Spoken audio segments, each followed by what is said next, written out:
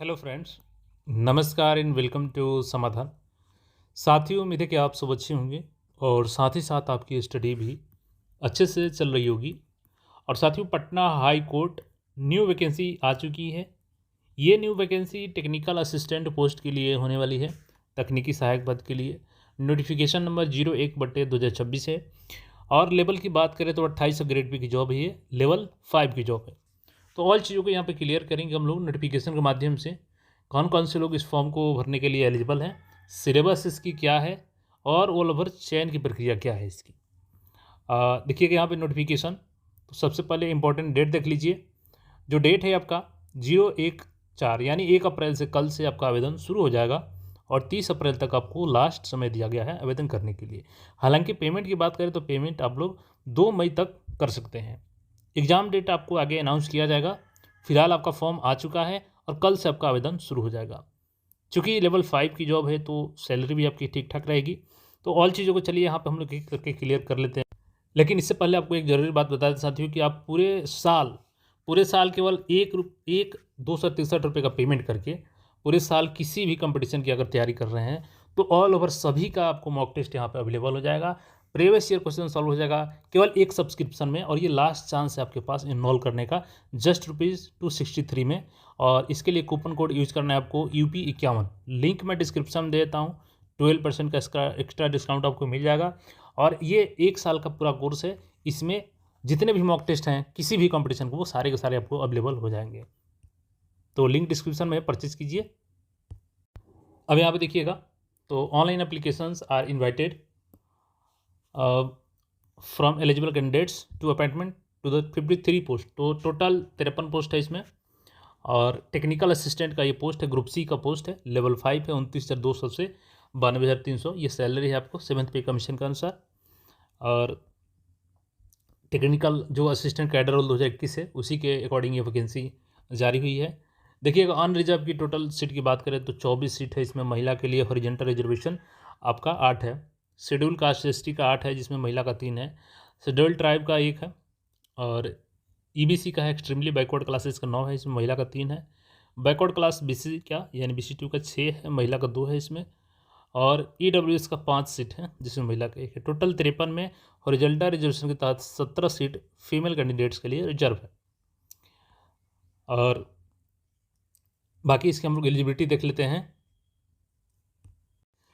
देखिए, सबसे पहले एज लिमिट की बात करें हम लोग तो a candidate for direct recruitment to the post of technical assistant must be not below than 18 years. तो कम से कम आपका 18 साल कब होनी चाहिए? तो 1 जनवरी 2026 के अनुसार आपका कम से कम 18 होना चाहिए। यानी आपका जो जन्म तिथि है वो 1/1/2008 के बाद की नहीं होनी चाहिए, इसके पहले की होनी चाहिए। अब देखिएगा, ऑन रिजर्व और EWS के लिए 37 साल एज है आपका। और आपका 2/1/1989 से पहले का जन्म तिथि नहीं होनी चाहिए। अनरिजर्व EWS फीमेल के देखिएगा तो 40 साल है। आप 2 जनवरी 1986 के पहले के नहीं होनी चाहिए। BC की बात करें हम लोग मेल फीमेल में तो यहाँ पे 40 साल है। और आपका 2 जनवरी 1986 से पहले का नहीं होनी चाहिए, इसके बाद की होनी चाहिए। SC ST मेल फीमेल का देखिएगा तो 42 साल एज लिमिट है। और इनका जो जन्म तिथि है वो 2 जनवरी 1984 से पहले का नहीं होनी चाहिए, इसके बाद का ही होना चाहिए। और अपर में क्या है कि 1/1/2008 यानी 1 जनवरी 2008 के बाद का नहीं होना चाहिए। तो ये आपका एज लिमिट हो गया है। और जो बिहार गवर्नमेंट के एम्प्लॉई हैं उनको 5 साल का यहाँ पे एज रिलैक्सेशन मिलेगा। अब यहाँ पे मिनिमम एजुकेशनल क्वालिफिकेशन की हम लोग बात कर लेते हैं। तो applicants must possess following essential qualification and experience as mentioned in the table given below. तो 1 जनवरी 2026 के अनुसार टेक्निकल असिस्टेंट पोस्ट के लिए आपका मिनिमम क्वालिफिकेशन और एक्सपीरियंस दिया गया है। तो पॉइंट नंबर 1 में पढ़िएगा, BCA होनी चाहिए या ITI होनी चाहिए या diploma holder from A polytechnic in computer science. तो कंप्यूटर साइंस वाले भी एलिजिबल होंगे, या इंजीनियरिंग वाले हैं, या इलेक्ट्रॉनिक्स एंड टेलीकम्युनिकेशन है, या इलेक्ट्रॉनिक्स एंड कम्युनिकेशन है। और minimum relevant experience of 1 year. तो कम से कम 1 साल का आपका एक्सपीरियंस यहाँ पर मांगा जा रहा है। और ये क्वालिफिकेशन आपका दिया गया है, तो जो भी इसमें क्वालिफिकेशन वाले हैं वो लोग एलिजिबल होंगे। Candidates are advised to ensure that the ITI trade और diploma course declared by them confirms to the discipline specified above. तो जो इसमें डिसिप्लिन आपको बताया गया उसी में आपका ITI या डिप्लोमा होनी चाहिए। अब देखिए प्रोफेशनल क्वालिफिकेशन मतलब ये ज़रूरी नहीं है, लेकिन अगर ये क्वालिफिकेशन आपके पास रहेगा तो आपको प्रीफर किया जाएगा। पॉइंट नंबर 1 में क्या है, who has served in the territorial army for one minimum period of 2 years, ठीक है। Who had obtain B certificate of the national cadet corps, तो एनसीसी का अगर आप बात करें तो उसमें बी ग्रेड का सर्टिफिकेट है आपके पास, तो आपको प्रीफर किया जाएगा। बाकी ये रिजर्वेशन का दिया गया है यहाँ पे।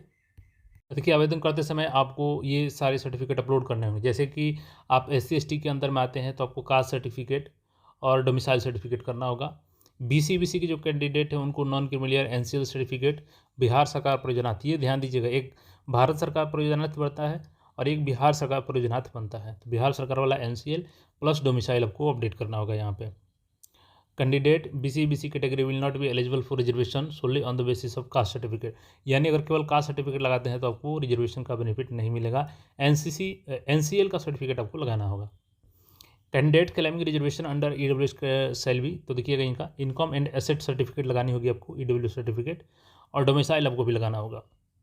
In case of married women candidates of EWS category the income and asset certificate must be issued from the permanent residence of her husband, तो केवल आपके पति के एड्रेस से ही क्लियर होनी चाहिए आपकी EWS certificate. However it will be mandatory for the married women to submit a domicile permanent residence certificate issued with father's name and address. तो मैंने पहले भी आपको कई बार क्लियर किया है कि जो EWS है आपके हस्बैंड के जो एड्रेस हैं, अगर मैरिड वुमेन है तो वहीं से बनेगा, मैरिड नहीं है तब तो पिताजी के एड्रेस से बनेगा, लेकिन मैरिड हैं तो पति के एड्रेस से बनेगा। साथ ही साथ आपको जो डोमिसाइल सर्टिफिकेट है वो पिता के नाम से और एड्रेस से होनी चाहिए, ये चीज़ ध्यान रखनी होगी आपकी। तो ये कुल मिलाकर के आपका हो गया। मोड ऑफ सिलेक्शन की बात करें हम लोग तो देखिएगा रिटन टेस्ट होगा आपका, उसके बाद से ट्रेड टेस्ट, स्किल टेस्ट जो भी है, और एक इंटरव्यू। तो 3 प्रोसेस है इसमें सिलेक्शन के। और देखिएगा if the number of application is on the higher side there shall be a screening preliminary test, तो अगर ज़्यादा एप्लीकेशन आया तो PHC पे डिपेंड करता है, पटना हाई कोर्ट पे, तो चाहे तो आपको एक PT का एग्जाम भी ले सकती है, अदरवाइज डायरेक्टली आपका रिटन टेस्ट ही होगा। The final merit list shall be prepared on taking into account तो the total marks secured by the candidates in written test, skill test और प्रोफिशिएंसी टेस्ट एंड इंटरव्यूज, तो तीनों को मिलाकर के आपका मेरिट बनेगा। अब मिनिमम क्वालिफिकेशन मार्क्स देखिएगा, तो ये आपका प्रिलिमिनरी में हो गया 40%, तो ये कम से कम इतना तो लाना ही रहेगा। सिलेबस यहाँ पे देख लीजिए, एग्जामिनेशन का फ़ी बहुत ज़्यादा रखा गया है 1100 रुपये, अगर आप अनरिजर्व BC/BC हैं, EWS हैं, SC/ST और लोकोमोटर डिसेबल्ड के लिए 550 रुपये रखा गया है। तो ये आपका हो गया यहाँ पे।